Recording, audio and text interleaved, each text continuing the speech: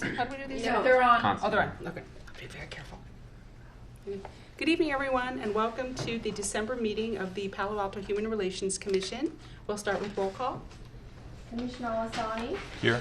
Commissioner Chen. Here. Commissioner Gordon Gray. Chair Onan. Here. Commissioner Savage. Here. Commissioner Stinger. Here. Vice Chair Stone. Here. Great. Do we have any agenda changes, requests, any agenda changes, requests, or deletions for tonight? We have a fairly light agenda because, of course, it's our Christmas party.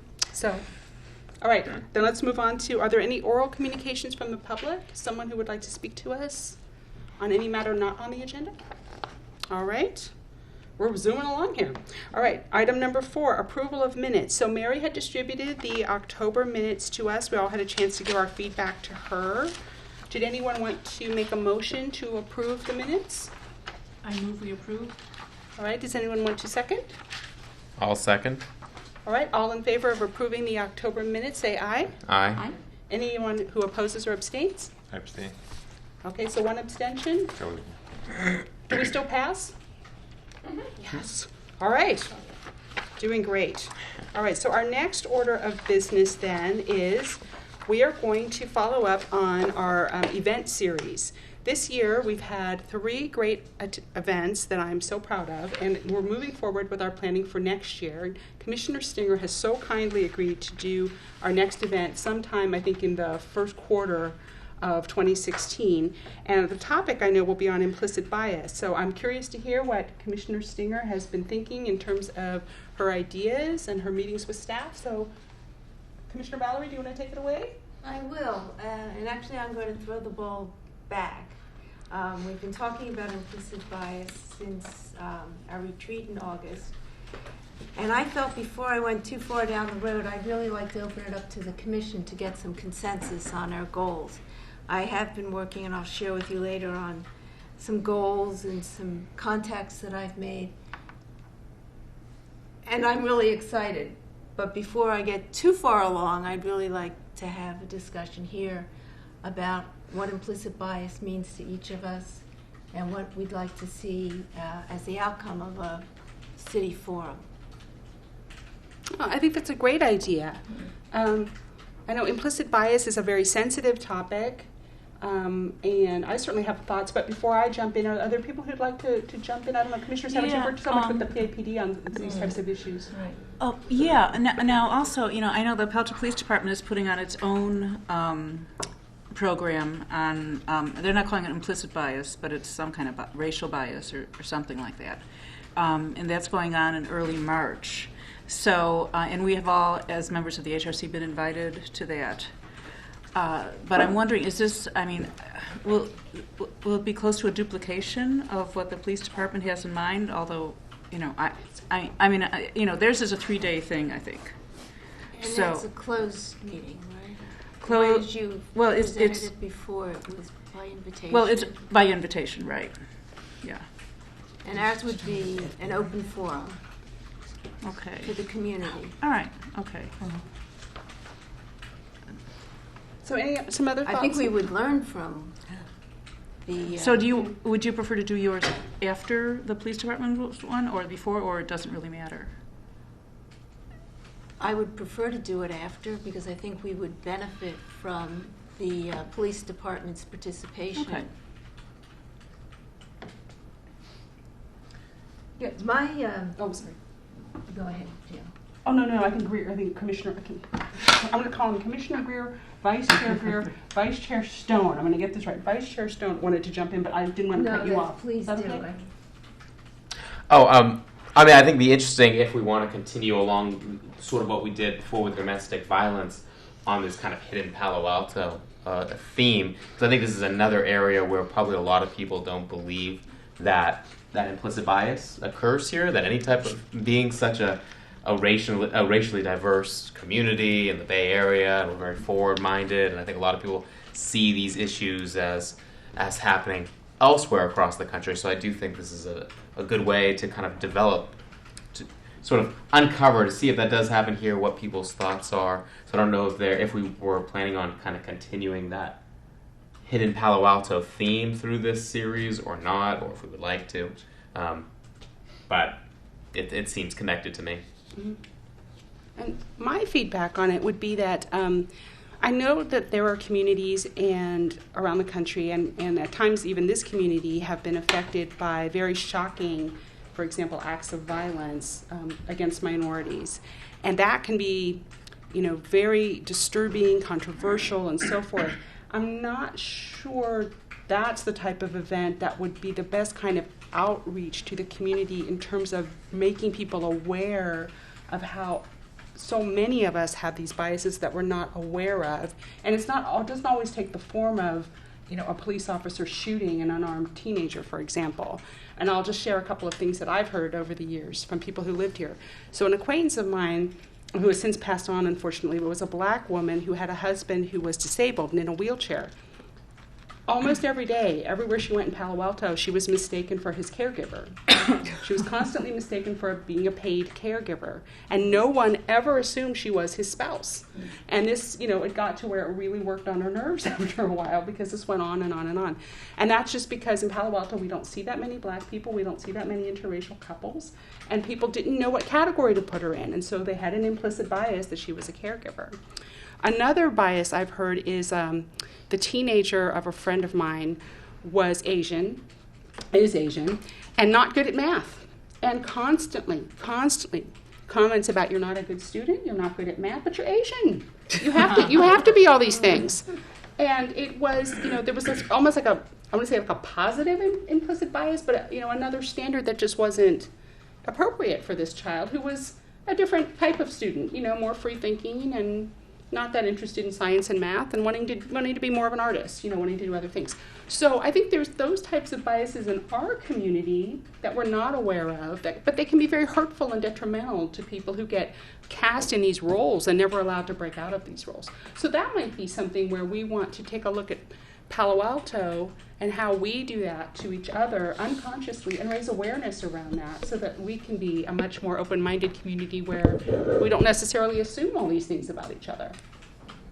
Anyone else want to jump in about what they think about implicit bias and what goals we might want from this event? Is this on? Yes. Oh, I'm sorry I was late. Blame Alma. It's a gridlock. But so I'm frustrated that I missed Valerie's what you actually said about what you were going to do, because I think what Jill is saying is interesting. That it's, I guess what I was imagining that you were proposing was that it was going to be related to violence and discrimination, but then there are all these subtle forms of discrimination, and I think Greer's right that keeping this theme of there's this image of Palo Alto that it's a certain way here, and it looks like part of what we're doing as an HRC is, pulling back the curtain that what we think is true is not necessarily true. So we're sort of enlightening people, and I think that's a good role for us. Definitely. Commissioner Al-Hussein, did you have anything that you wanted to jump in and share? I think you're missing your microphone, though. I'll share. Oh. Just to kind of echo on that, I think, I've seen, I know, for example, there's a lot of talk right now about diversity at tech companies, for example. Mm-hmm.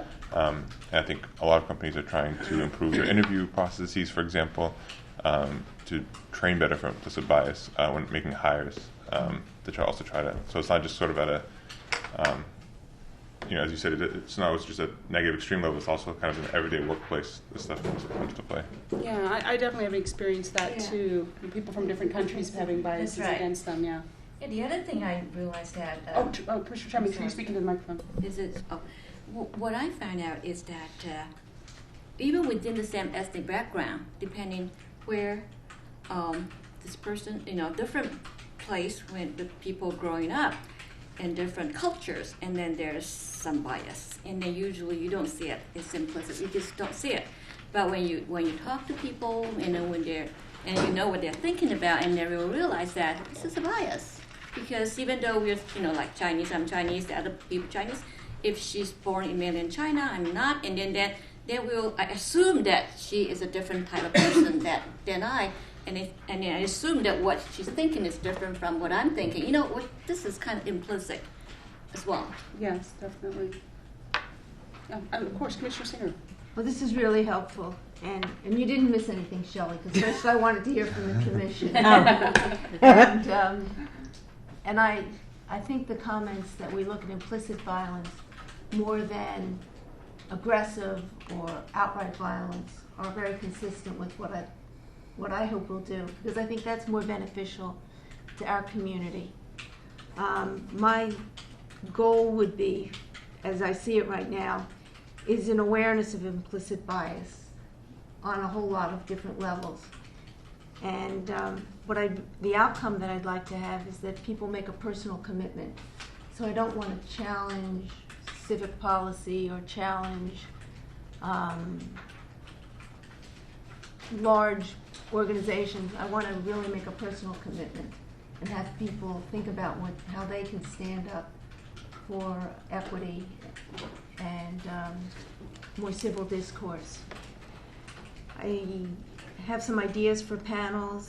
I'm looking at different civic leaders, religious leaders, student leaders. I've reached out to a group at Stanford, first-generation students. I'll be meeting with them in January. I've reached out to religious leaders, and there is an interfaith conference that's looking at a similar program, and they would like to work with us so we could do one program in March. And I think that would be very beneficial because there's just a lot of synergies. If we choose a Wednesday in March, for example, we would have a civic auditorium, a civic place to have a meeting, so it's a safe place for different genders, different religious groups, different ethnic groups to come together. And they have been fabulous at pulling in the audience.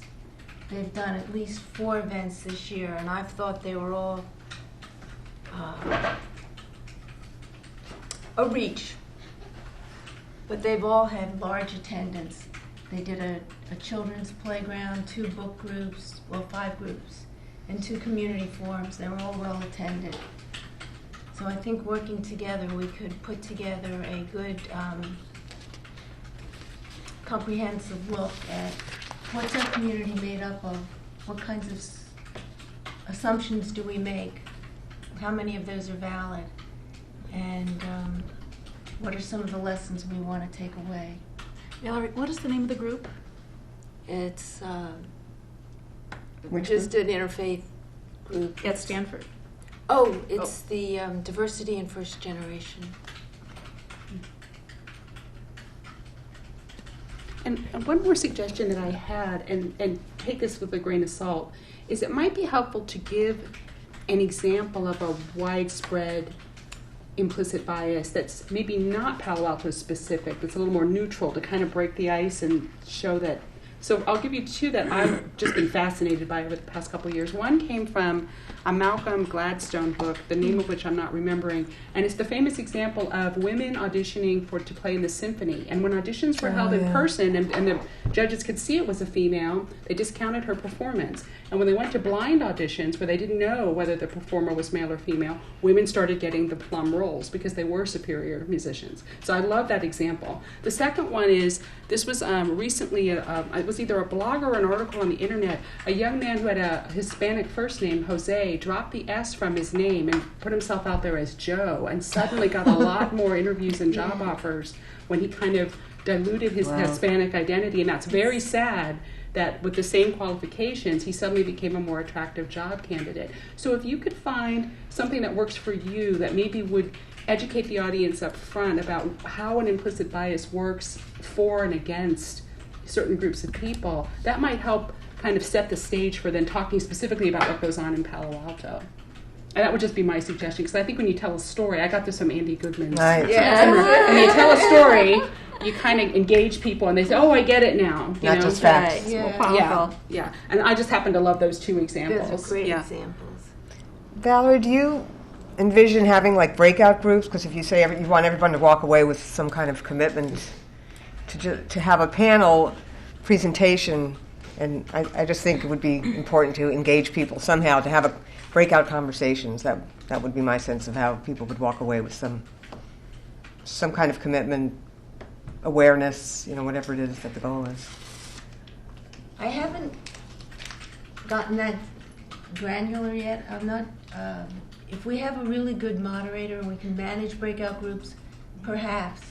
But they be, in a 2-hour session, they become hard. I think my experience has been that they become hard to manage. One idea that we had was taking some questions and having people respond on Post-its. What's my personal commitment? What's my vision for Palo Alto? And then posting them on a board so we have some community artwork as an end result That's nice. of. I like that. Yeah, I like that too. Yeah, and I do want to add that, and Shelley probably knows all this because she was a participant in the Palo Alto mediation program for some time, that if we approach Palo Alto mediation program and ask for facilitators or moderators or people to help run our small groups, I'm sure that they'd volunteer some folks to help us. That'd be great. That's great. That's a great idea. So any other input or feedback for Valerie on helping to shape this event for next year? 2 specific questions. If anybody has good suggestions of people who have some expertise in diversity and program management, I'd love to pick their brain and then perhaps pursue them as a participant in the panel. But even just some informational interviews. Do you mean like someone on the corporate side? Not necessarily on the corporate side. Okay. Do you think on the city side, Minka, do you think there's anyone who could?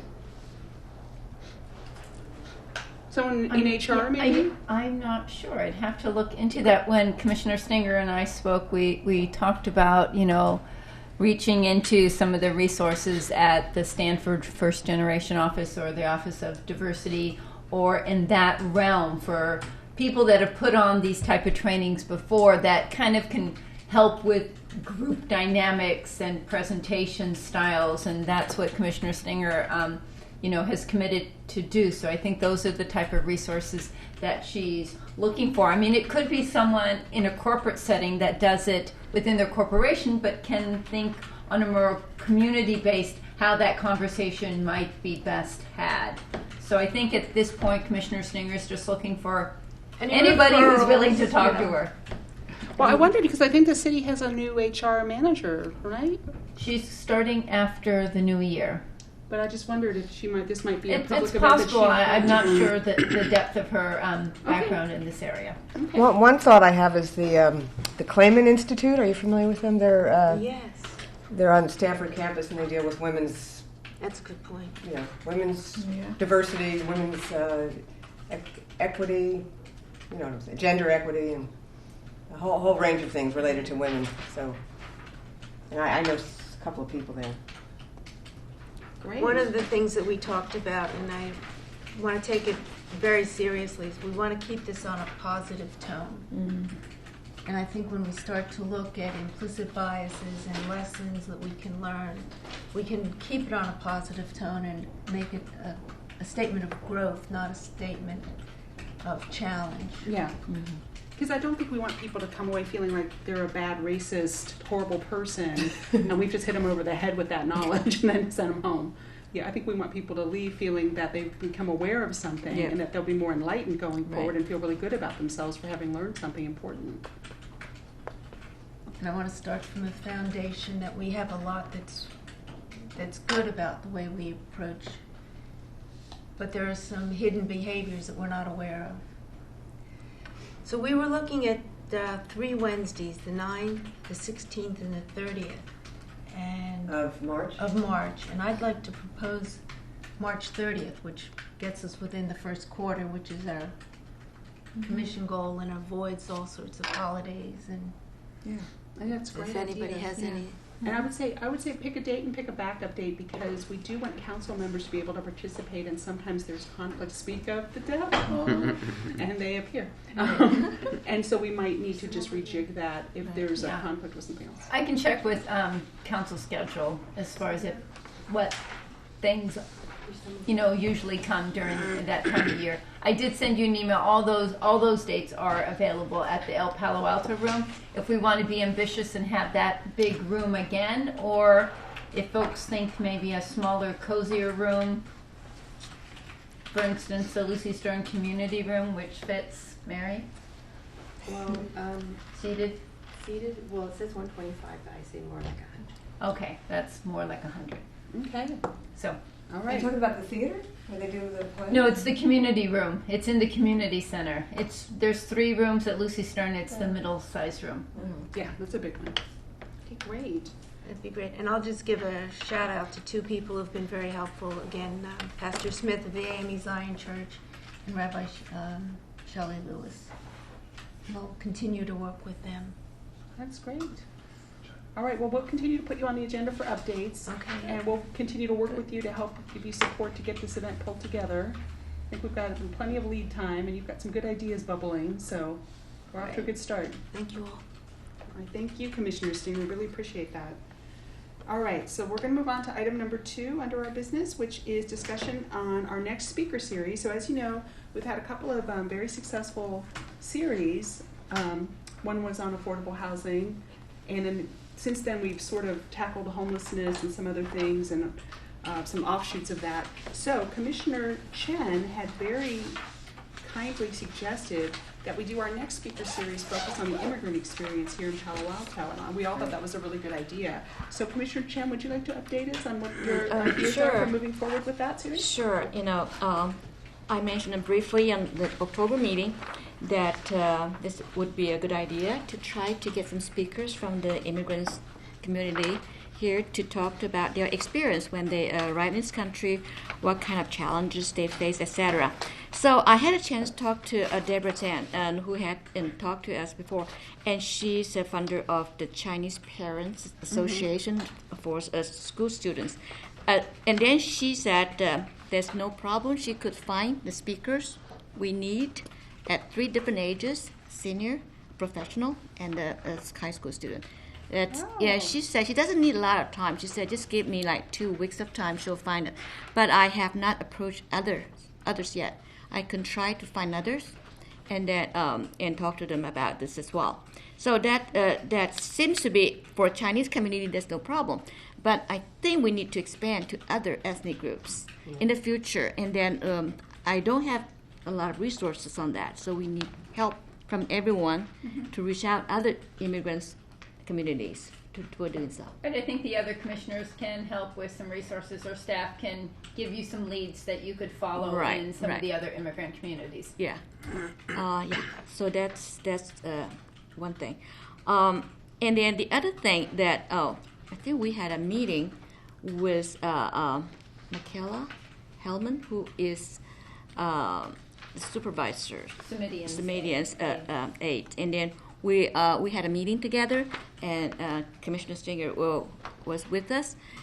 We had Deborah, and then another person from the PTA, Amy, and we had a good discussion in that meeting.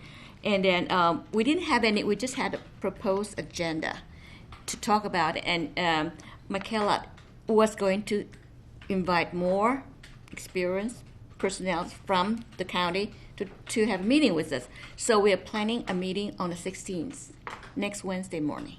So talk to her more about it. And the goal is to see if the county has any ideas so we can have a welcome immigrants activities annually in Palo Alto. And she's working on that. Okay. So, and then I just wonder, any other commissioner had any ideas on this? Well, we've had, and I can never remember if it's Samina or Samima from American Muslim Voice, who is a resident of Palo Alto, and she'd also served on the county HRC. And I feel like with all of the horrible negative publicity around Muslims lately, it would be wonderful to reach out to her organization and see if she or someone in her group might want to share. Because I think she's Pakistani, I believe, but there are Muslims from all over the world in her American Muslim Voice group, and who are PA residents. And I would love to hear from them, and especially now in this current climate, what their experiences are living in our community, to see if we at the HRC could shine a light on some of that's an implicit bias, Commissioner Stinger. We got to work on that angle too. The Muslim, Well, a lot of that was implicit bias part there. of what the interfaith group was. Yeah, that's was very tragic, proposing. very tragic implicit bias. Right. So that's one resource that I think locally might, and bias. Explicit. Yeah. Yeah, Minka, you're so right. People aren't even trying to hide that one anymore. Right. And then I know that there are a number of Eastern European immigrant families, and some of them live in Palo Alto Housing Corporation property. So if we reach out to some of the managers or Kate Young there, maybe we could talk to a Ukrainian or a Russian or Right. Polish, Czech family, someone from Eastern Europe who's going to have a very different experience to share, having come from the Eastern Bloc. Right. So there's quite a lot of diversity. So those are two ways that we could get started. Right. Now, I will say that we will be planning the agenda for January fairly soon because we're going to have to once again move our meeting up because our meeting's like Christmas Eve, which we we have a normal meeting time and we've had to change it for like the last 3 months. So we probably want to start getting a speaker in place sooner rather than later so that we'll have something ready for because then we're going to be off for the holidays. So we don't want to leave it till too late. We want to know how long this person can talk. We would probably give them 20 to 30 minutes. So one person, 20 minutes? No, the group of three. The group 3? I would think so. Yeah, I don't know. Do we want all 3 to come at one time? We had different though, time. or- My thought when I was talking to Commissioner Chen is that, if it was a different country, region, ethnicity, religion, that it would just be, because if it was just one time a Chinese elder, one time a young person, this could go on. But I was just thinking maybe 40 minutes. Maybe they have 5 to 7 minutes to talk, and I think it would be really helpful to think of 2 to 3 questions. I know speakers in the past have found it very helpful, 2 to 3 questions, and we might brainstorm them here. I can brainstorm with Commissioner Chen. Let them know ahead of time so they come. They speak for they a have couple questions to minutes answer? each. They have questions to answer, and then we open it up. So 30, 35 minutes, but I think it would be helpful just to have 3 at a time, and then the next time, we don't have to have 3 each time.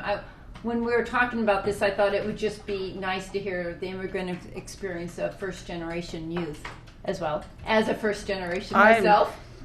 I think that's awesome. All right. So it's one time, one meeting. I would say one meeting With and then 3. with 3, and then then what makes sense for the next meeting. If Samima comes, Because she can talk for sure. right? So maybe it would just be her coming, or maybe she'd come with a young person. I think we'd have to take it as it comes each time to make sense. See what makes sense for that group. Yeah, because at some point we might want a family to come and share their experience. Yes, right. Or we might want, maybe there's a single person who came here as a student who now lives in Palo Alto who might want to share his or her experience. And that would also be really interesting to hear. You come from another country and now you're working at Cisco or Google or And all something. your family's back home. Yeah, and you're on your own here, and how do you feel, and how do you feel like you fit into this community, and do you feel engaged with this community? Yeah. I have a question. So is this for a regular HRC meeting, this Yes. immigrant Yes. series? Because I would think we'd want to let the public know. We publicize our big conferences, but because I think Sue Draymond from the Palo Alto Weekly, I don't know if she's consistently, but she's assigned the HRC, or she was at least. So We can definitely do I it. think that would be Oh. useful for people. Right. Otherwise, we're sort of preaching to the choir a little bit. So. Well, these series are, in the past, they've been a little bit more to educate ourselves, but you're right, we have an opportunity to educate other people, so maybe we Right. should leverage that. So we can start, with. Yeah.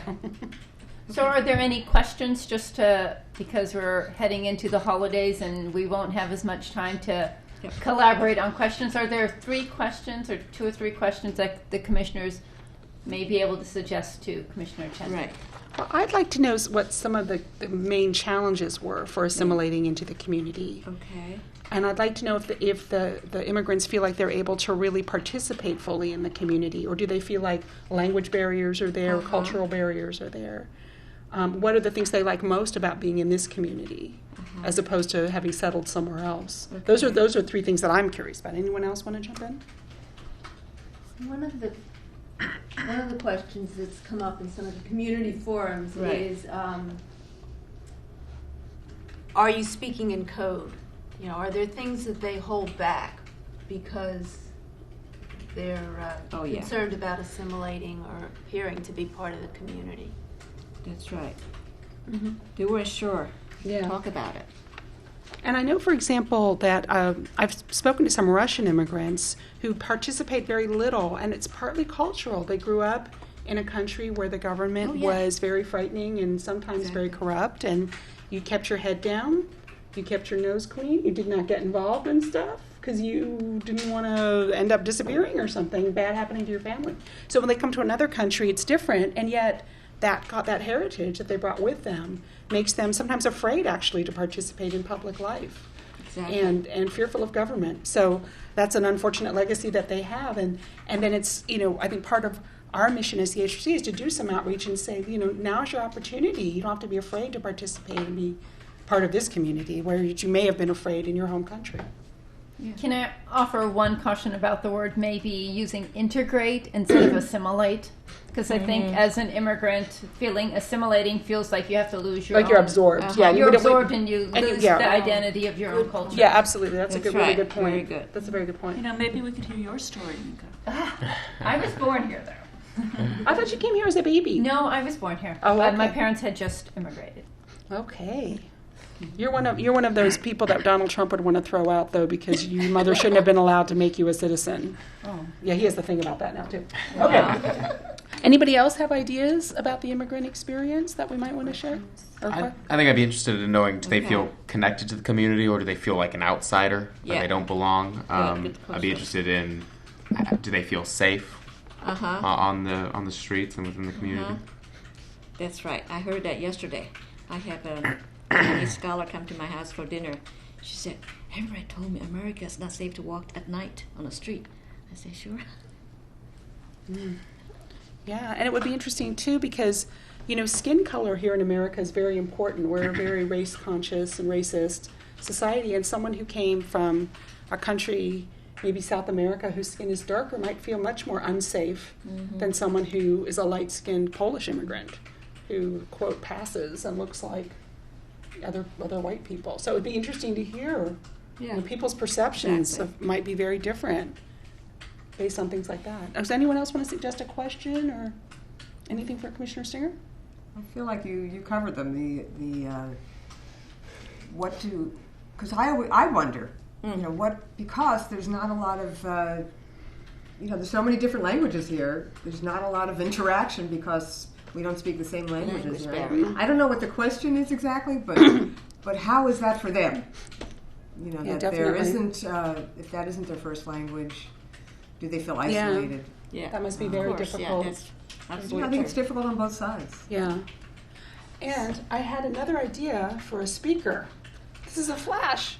Our very own former colleague, Claude Ezrin, is an immigrant, and his wife came from France, immigrated and raised their children here. I don't know if Claude might be very interested to come back as a speaker and tell us, his experience. But he and his wife have had a very interesting journey coming from Europe and keep trying to maintain that European identity to some extent and making sure their children know their French heritage. All righty. So anything else, Commissioner Chen? Oh, that's it. All right. Well, we will continue to work with you on that. Now, as I said, it would be helpful, I think, if you reached out to line up the speakers soon this month because we won't have much time in January for planning and the holidays are fast approaching. I'll let her know. Okay, so let Deborah Chen. Is she also a Chen? She's a Zen? Zen. She's a Zen, okay. I don't even know her Chinese name, sorry. Okay. Shenzhen. All right. Well, she's a great resource, so thank you for that. Okay, so we're going to move on then to our next item, which is the update on the Homeless Vets Subcommittee. So as you know, we had a very successful summit on ending homelessness among vets, and so we've had some follow-up from Commissioners Al-Hassani and Vice Chair Stone, and I finally got it right. And so we're going to give them an opportunity to tell us what's been going on, what are the next steps they've been following. No, I'm trying. You have to share with Shelley. So to quickly recap, we were talking about follow-up action items from the summit, and thinking about what is sort of the next thing we do. And for context, the other thing that happened after our summit, on Veterans Day, some of the participants in the summit rolled out a campaign called All the Way Home that was also targeted towards ending veteran homelessness in Santa Clara County. And so some of the things that came out of that campaign is San Jose is committing $6 million to housing approximately 100 veterans. The Board of Supervisors approved $1.5 million to housing veterans. And the Housing Authority also has about $7.5 million as well to try to house veterans.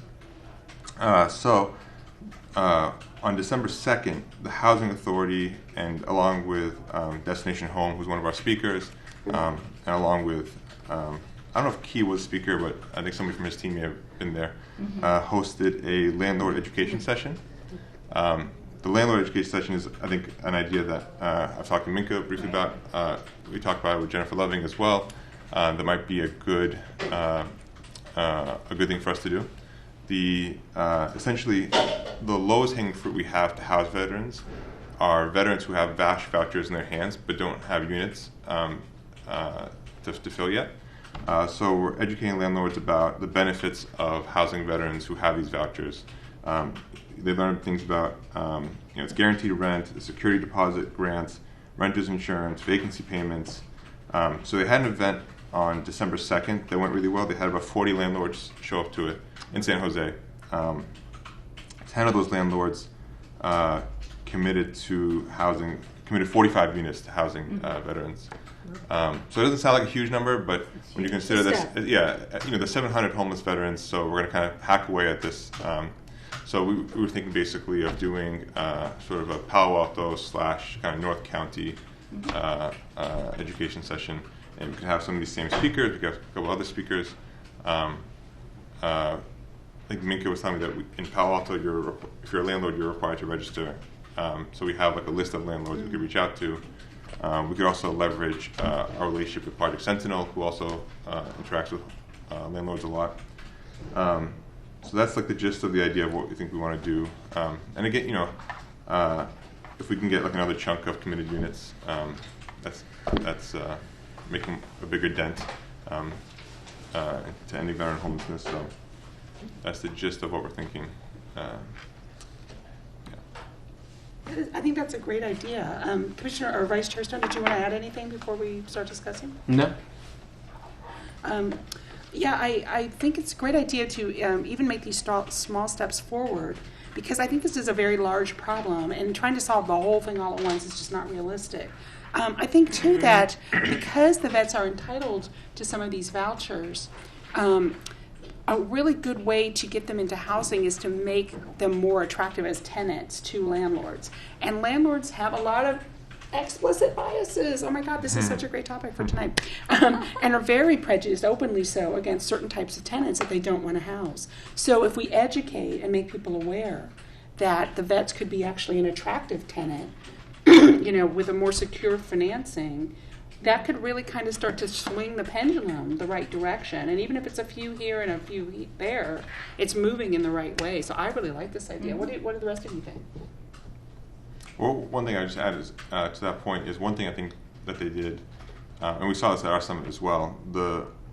The most powerful way to convey the message was having a veteran who was previously homeless sort of talk about his story. Storytelling, Andy Goodman. Yeah. At our summit, I think most folks agreed that the veterans who spoke at our summit were probably the most compelling speakers. So I think hopefully maybe we can get that same speaker or somebody else to also, as you said, kind of show the landlords that these are like great tenants as well. Yeah, I have a question. So you said there's going to be 45 units available. How do you make sure, because I think what makes landlords nervous is, okay, they're going to move in. Is there some structure of support for them when they move in? So... For the landlords? Yeah, something, so they're not just in a house and now they're there. No, I think she means the tenants, not the landlords. I meant the tenants. Oh, so, once the tenants like case managers. Yeah, exactly. Yeah. So usually in these programs, so it depends on their vulnerability score. We call it SPIDAT score. But a lot of times data driven. Yeah, they'll have case managers who sort of are checking up on them and making sure that things are going well, and that person also would liaise with the landlord as well and help as well. Helps with jobs and education, health, and correct. like the Opportunity Center. Correct, and also making sure that drug treatment. Folks are going to drug treatments, making sure alcohol abuse issues aren't coming back and that kind of stuff. Yeah. Okay.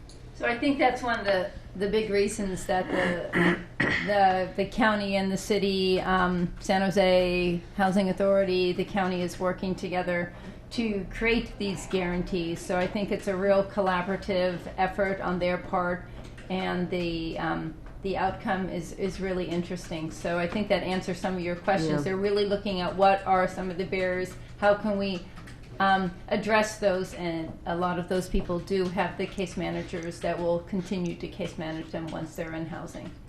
And where are those? Who are those case managers employed by the county, or? It really depends on where these referrals where are they coming come from. If they're coming, if they have VASH vouchers, those are from the Veterans Administration. Those are case managers from the VA. If they're just under the auspices of any one of the homeless agencies we know here in Palo Alto or around the county, those are the case managers who will follow them. All right. So any other questions, comments about the follow-up to the Homeless Veterans Summit? Do we know the event that they had in San Jose for the landlords? Were any from? Do we know if there were any from Palo Alto? Or was it primarily all San Jose tenants? That's landlords, a good question. I don't have a list of folks who attended. That's a good question. Which I imagine, to be candid, though, it was predominantly San Jose heavy, which is why they're excited to do an event with us up here. Yeah, that'd be good. I just had one other question. So you're looking at doing another event, HRC event next year? Would be like another quarterly forum or whatever we're calling it. That's your. Yeah, you mean the specific? Yeah. Okay. Like a landlord education session would be the event. Oh. Yeah. Oh, okay. We're essentially going to do what they did, but up here, and try to get a different group of landlords in the county. Okay. And that would be an HRC sponsored event. Okay. Yeah, I think that's a really, really good idea. Yeah. Human services. Yeah. Yeah. All right. Well, thank you so much for the update, Commissioners Al-Hassani and Vice Chair Stone. I see I'm getting that right so often now. All right. And the next order of business for this evening is that we're going to follow up on the input that we gave to the, I want to say the CAC, the Community Action Committee. Is that the CAC?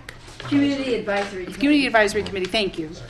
And so we had given some feedback on the community services element of the comprehensive plan that Commissioner Stinger was kind enough to take the lead on. And Commissioner Chen, who just literally got off an airplane, ran over there and managed to sit in on much of that meeting because she was very dedicated and very helpful. Thank you. And I asked her if she would be kind enough to give us an update on the part that she was able to observe. Right, and the document that went to the CAC is at Places. So you have it Right. where you're sitting. I would like to disappoint you because I didn't get to the point when I discussed this. I had to leave. It was just like too much for me. I got there an hour earlier because I missed up the time. So I started 4:30, starting arranging the chair for the meeting first because no one was there yet. So and stayed until 7. Okay. After the discussion, so I could report on whatever I heard from 5:30 to 7, and they could be divided basically into three parts. The first part, I just learned there is a subcommittee on community services from that CAC group of people, and there are 3 members in that subcommittee. It's called Len Filippo, Lydia Cole, and Bernie Packer. Yeah, there are 3 of them, and all 3 they talk, report on what they have. They had a subcommittee meeting, and what they wanted in some revision on the elements. And the first thing they want to talk about is they talk about is the removal of barrier to services. They say it's very nice, especially the goal 1. They have said, well, the service, etc. But say, well, they didn't feel there's a strong language how to deal with, to remove the barriers so that people can access to the services. That's the one big thing, okay? So they want to add some more stronger language to it to explain the mechanism and how it's going to be delivered to the people. And the second part they talk about is the relationship of the city with the Palo Alto Unified School District, okay? And of course, this relation has to be strengthened, right? And they said, well, they were worried about again, where is a formal mechanism to strengthen the relationship? Okay, and also they worry about maybe there's a zoning change necessary for some relationship to move ahead. Okay, so and then they want additional language to clarify the mechanism of further strengthen relationship and collaboration at that point. Okay. The third point they made is this language. There's a lot of discussion of this language and about customer service. If you look at this element here, it's interesting. I didn't even pay attention to it, but there was a big discussion at the end of the first part, right here. And the first part, there's the section for before moving to C2. There's a customer service, something like that. So and then almost everyone in that committee didn't like this customer service terminology at all. Okay. Did they say why? They said, well, it's just not looks like more commercial or business type of thing, so it just doesn't match the service of the city staff member to the community. It's just not a customer service like commercial, business. So they want to change it. So the customer service is not adequate. It's not good. And then the public service is too confused. Public, who's the public? Too confused. The third one is a citizen. Citizen is too limit because some of us is not citizen. We're immigrants or whatever, So it's not citizen. So none of them is kind of fit. So then they have someone says stakeholder. Okay. So finally, I think Bonnie Packer said the best one is called community members. Oh. Okay. But I don't know the conclusion, what they decided on that. But anyway, there's a lot of arguments. Not only one person, they talk about it a lot. 2-hour discussion? Yeah, a lot. All right.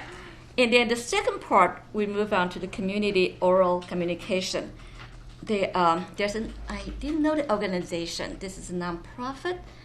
It's a very small nonprofit, and their goal is helping adult autism patients, people. Mm-hmm.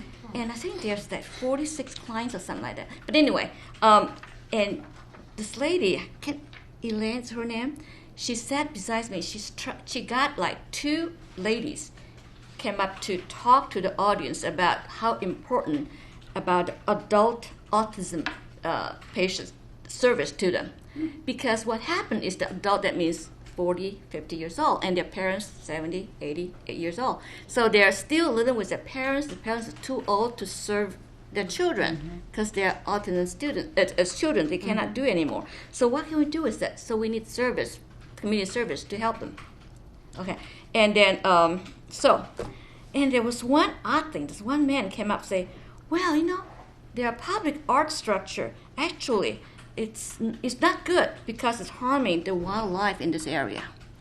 So, which I know very little about this, but it's kind of interesting, questions. All right. Okay, the third part of this is, I'm impressed. Every one of them, they spoke out. Everyone, I mean, just amazing, okay? And then I can't tell everyone's what they talk about, but I sort of summarize it. I realized there are 3 young people. They really had strong opinion of establish an intergeneration program because they have young children in the city. I think that's a good idea, and we have a lot of mature population as well. So we need to connect them together. How can we help the young families in a way? And then we had that agenda many years ago when Ray was, spearhead on this, and we didn't get any conclusion. We didn't move ahead because there was very much involved in that kind of program. So we didn't do very much. Anyway, so all right, and then also some people talk about early childhood development. We have programs for kindergarten, but that's like before kindergarten, before preschool, we don't have a lot of service in a program for them. So that's not a concern. And then, and again, the autism problem came up again. So adult mental disability versus teen. We have some teen in the program. What about adults? We don't have a lot of program to support them. That's another thing. Okay, and there's very interesting. Don Barr had written a memo. I just read about this, and he's big and homeless, and he's an argument. We shouldn't use unhoused to describe it. We should use homelessness. Okay. Yeah, a lot of semantic issues at this meeting, weren't there? Exactly. I was surprised how they were so concerned about how this policy has been written, what terminology to use, and etc. Okay, so and then of course, we need to put on the active way to build a community. And one thing about this community that Bonnie Packer talked about is that she likes the C5, talk about health and well-being, and then she said the C5 goal should be combined to the C1 goal. Anyway, and then that's her suggestion. So that's all I summarized what I have learned. Oh. Yeah. Great. Can I just interject? Sure. What I heard back from Jeremy Dennis, who is our lead staff member on the comprehensive plan update, is that the memo was well received, that they thanked the HRC for the work that you did in discussing the comp plan community service element and crafting the memo. And they are having a subcommittee meeting this week, which is a subcommittee of the CAC to work on further revisions of the comprehensive, the community service element, and that they will be considering further the memo that this committee wrote. So I just wanted to give you that update. Thank you, Minka. So, I just had a question on that. So this meeting on the 16th, next Wednesday, that's the service element, that's it. correct? Yes. Community service. Yes. So is there, that's public, so. No, that is a subcommittee subcommittee. meeting, so that is not a public That's meeting. not a public event. The full CAC meetings are public, but Is that- the subcommittee meetings are not public meetings. Because I've been getting emails from Elena. I don't know who that is. Yeah, I just Elena. got it. Regarding the Wednesday meeting? Yeah. Yeah, it sounded like, I don't think it was on behalf of the HRC. I was being invited as a resident to come to that. I will double check on that. That's not my understanding when I've I got checked two into emails it from because her I knew today. you would have an interest in it. Can you forward me the email? Yes. And then I will. You have it? Okay. no one's invited me to these meetings. Oh, you got I got an email too. Yeah, we're invited to the subcommittee meeting Yeah. on December 16th at Yeah. 5:30. Yeah. Interesting. Yeah. Can you forward that to me? Except for me. I wasn't invited. You probably didn't sign up. You have to sign up on website or something. No, Oh. well, Done that. actually, I went to the comprehensive plan, the big event last April. Okay, that so was once the- I have the details, I will send it out Okay. to this Did group. you go to that big Okay, that would be event in great. April? You're welcome. So, All right, yeah, we so- got on that. Maybe that's So not- first of all, I want to thank Commissioner Chen. Again, she was very heroic to get off get back from her trip and race over there and spend time. I can see based on all these wordsmithing issues why it took so long to get to the meat of the meeting.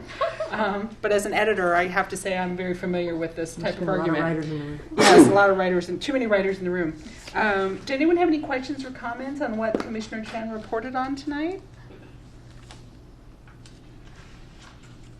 I think that they're off to a good start. It sounds like they're doing all of this defining and vocabulary in order to Yeah. kind of lay the groundwork. And sometimes you do have to kind of go through that tedious process before you can move forward. So I kind of appreciate and understand that as well.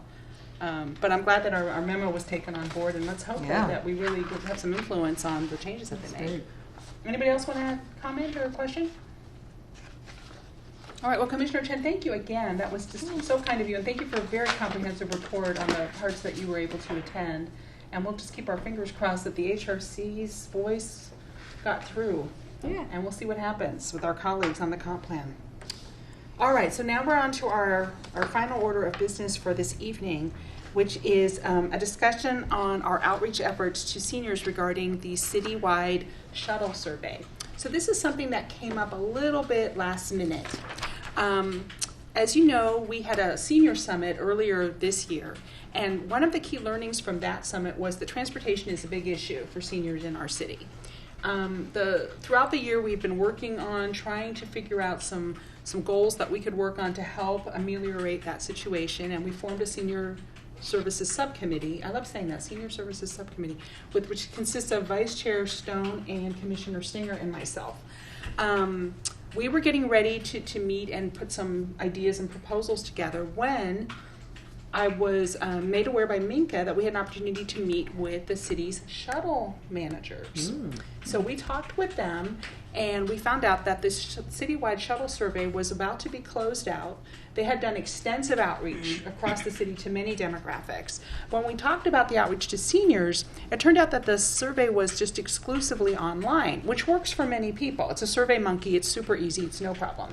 But I had some concerns because having worked with especially some of the lower income seniors and some of the older seniors like 80 plus, sometimes these folks don't have internet access, don't have a laptop or a tablet, aren't really that tech savvy. Some have visual problems. And I just worried a little bit that they might, have fallen through the cracks and not have had an opportunity to fill out the survey.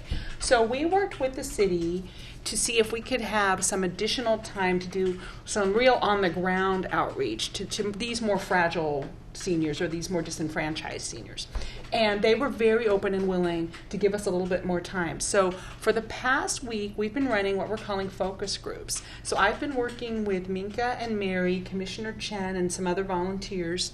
For example, today we were at La Comida for a couple of hours, and we're basically sitting with seniors. We gave them the survey in paper format because we thought that would be a little bit easier for them than trying to do it online. And we also, thanks to Commissioner Chen, were able to translate it into Chinese so that we could really capture some data from our Chinese elders. And so far, it's gone very, very well. I'm just enormously pleased. I wish I could take full credit, but I can't because Minka and Mary have done such an incredible job, and Commissioner Chen has done such an incredible job doing outreach, especially to the Asian community here in Palo Alto. But we're getting a lot of feedback that I think the city wouldn't have been able to capture otherwise. So I'm so glad that the city is flexible enough to give us a chance to supplement some of their own outreach efforts with our additional efforts. And next year, all of this data is going to be taken on board, and some very substantial changes are going to be made to the city's shuttle service. And I'm hopeful that with this information and input from the seniors, both the Chinese-speaking community and other communities, that the shuttle services will be much more flexible, the routes will be more optimized, seniors will have more transportation options than they have now, and that they'll be able to get around and really have access, because that's what we're all about here at the HRC, have access to the city's amenities. So we've done, as I said, we did a focus group at La Comida today. We previously did one at the Sheridan, which is a low-income senior residence off of California Avenue. We have 2 more scheduled for next week, and we're leaving these paper surveys also with some folks over at Avenidas to capture yet some more data. We've got through the end of the year. And if anyone wants to come to our 2 upcoming focus groups to help distribute surveys, sit with seniors, we do find some of the seniors don't see well or don't hear well, and it's helpful to sometimes sit with them and talk them, sort of read the survey to them and talk them through it. And then Mary has been so kind to actually do the inputting once the paper surveys are filled out. But if any of you are interested in learning more, participating more, we're going to do an event Tuesday, a brown bag, and what time is that one? This Tuesday? Yeah, this Tuesday at Ventura. I believe that's I'll look it up. midday. Right. For the 15th?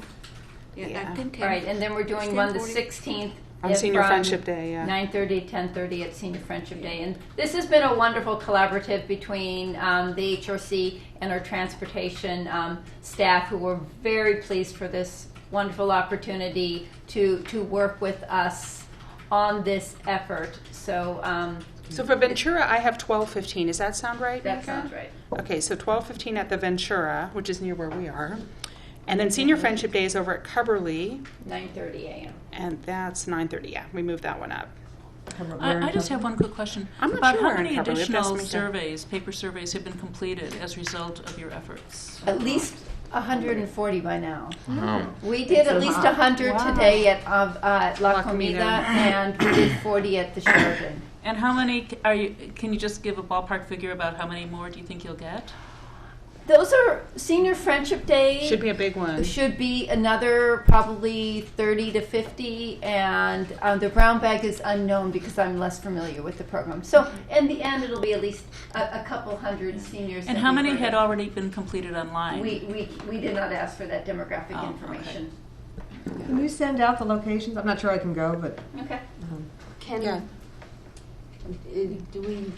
are we Brown acted? Can anybody come? Do we need to commit to numbers so that we don't? I think we can come as long as we don't discuss HRC business, correct? We come as a volunteer? So, Yes. A council member has given us his blessing, so we are he ready. was at the Brown Act training with us. Okay. So I am not the city attorney. Of course, you should consult with. We have an attorney Molly. right here. And of course, you should consult with Molly Stump for official guidance. Her office is always available for board and commission members. But generally, yes, it's fine for a more than a majority to be at an event. The key is that you, as I understand, that you don't discuss Interesting things business. that are on or likely to be on the agenda Yeah. with each other. So I wanted to share too that the survey has been very, very important because, as I said, the city will be making some important decisions about changing the shuttle service in the coming year.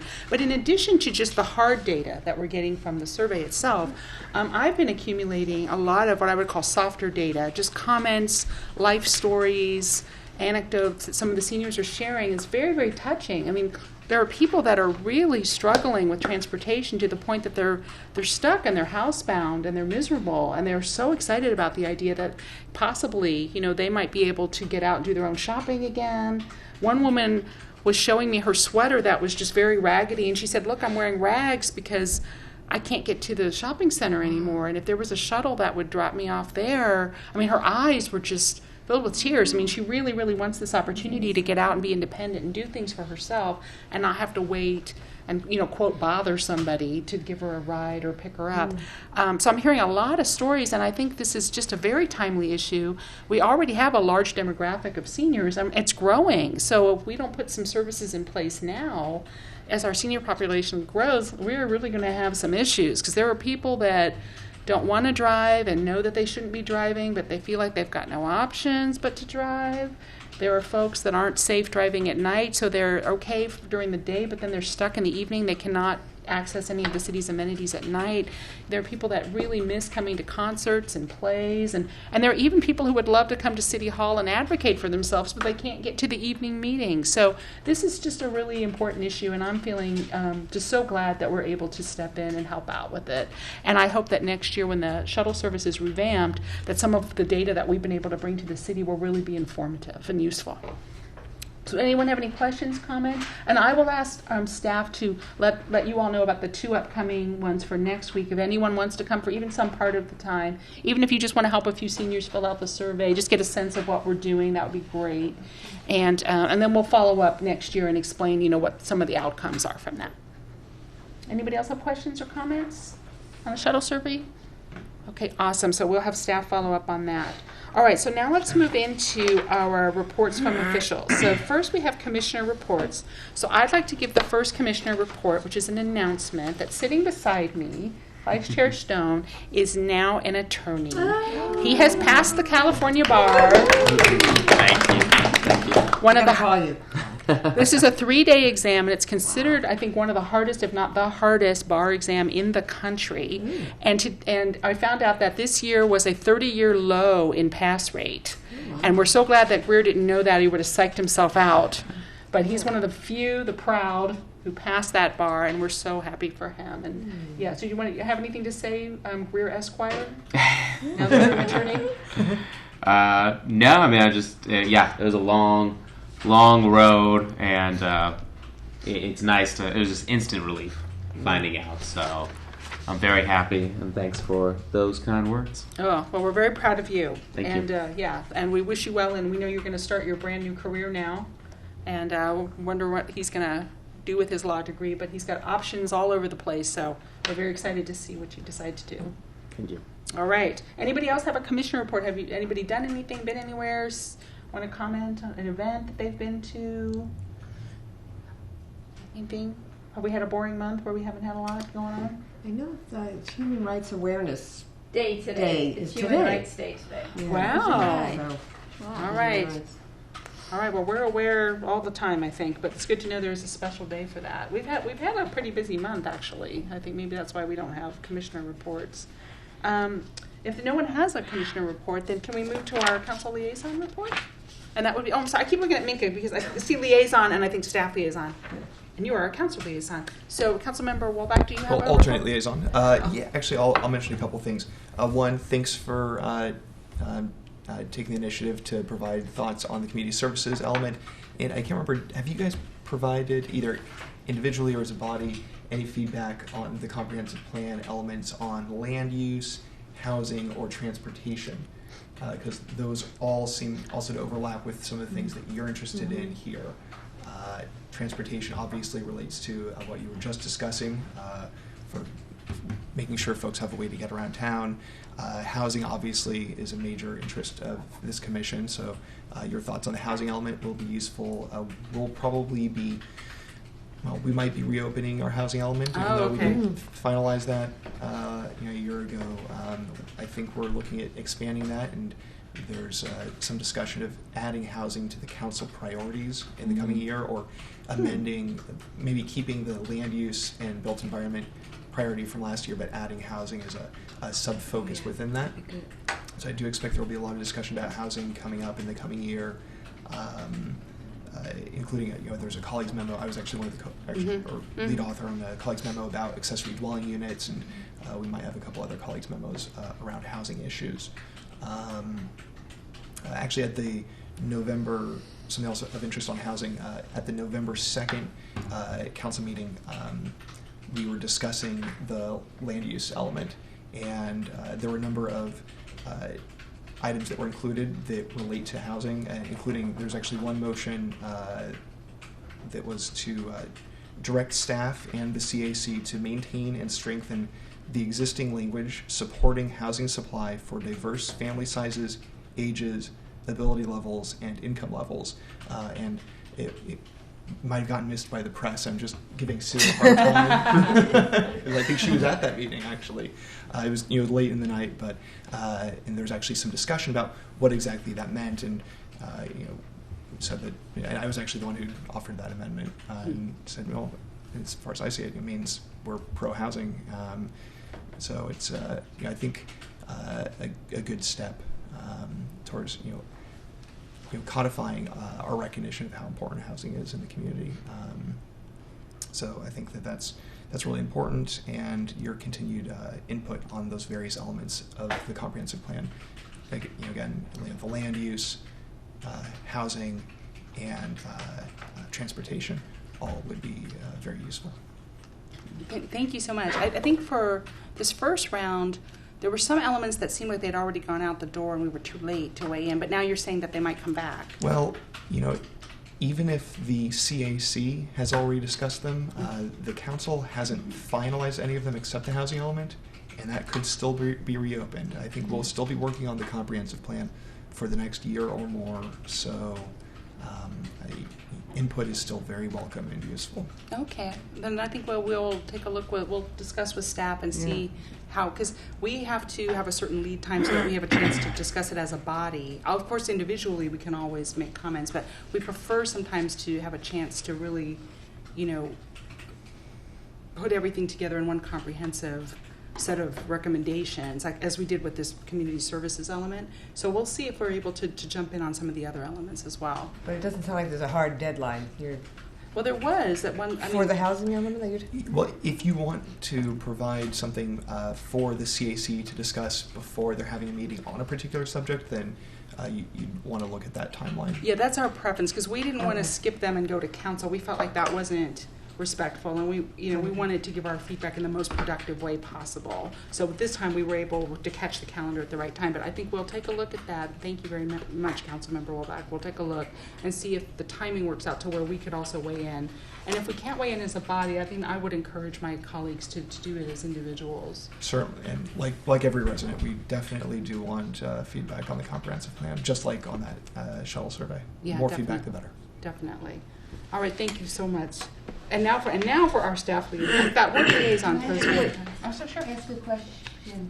Would it behoove us to have subcommittees on those 3 topics so that people are following them and we have something on the table for a discussion point, so we don't find ourselves caught short as we did in November?